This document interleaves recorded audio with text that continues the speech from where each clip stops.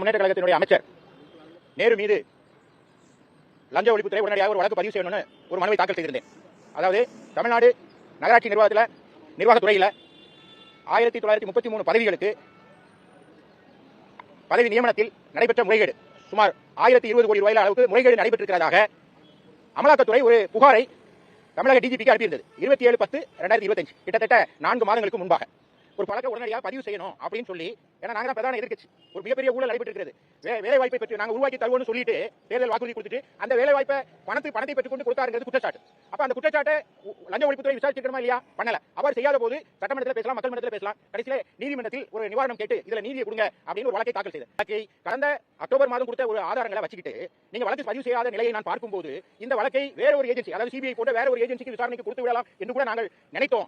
நீதிபதி சொல்றாரு நாங்கள் நினைத்தோம். ஆனா நீங்க பிரிமினரி என்கொயரி நடத்துறதா சொல்றீங்க. இந்த வழக்கில் பிரிமினரி என்கொயரி தேவையில்லை, ஏன்னா குற்றவாளிகள் தப்பிச்சு போயிருவாங்க, ஆவணங்கள் அளிக்கப்படும், அதுல இருக்கிற அந்த வழக்கினுடைய சாராம்சத்துக்கு அது தேவையான ஆதாரங்கள் அளிக்கப்பட்டு விடுங்கிறதுனால போர்த் வித்னு ஒரு வார்த்தை பயன்படுது. அதாவது உடனடியாக எஃப்ஐஆர் ஃபைல் பண்ணுங்க அப்படின்னு லஞ்ச ஒழிப்புத்துறைக்கு இதை உத்தரவிட்டிருக்காங்க. இதன் மூலமா என்ன அப்படின்னா, இந்த குற்றச்சாட்டை நாம வைக்கல, நேற்று போனாங்க பிரேமலதா அவங்க கூட சொல்லியிருந்தாங்க இந்த வழக்கு பெரிய தவறு நடந்திருக்கு அப்படின்னு. அந்த அம்மாவும் அப்போ கூட்டாங்க, எல்லா எதிர்க்கட்சியும் சொன்னோம். இப்போ நீதிமன்றத்துக்கு வந்துதான் இந்த நீதியை தேட வேண்டியிருக்கு. இப்போ நீதிமன்றம் ஒரு நல்ல தீர்ப்பை வழங்கியிருக்கிறது. உடனடியாக வழக்கை பதிவு செய்து அதன் மீது நடவடிக்கை எடுப்பாங்கன்னு நாங்கள் நம்புறோம்.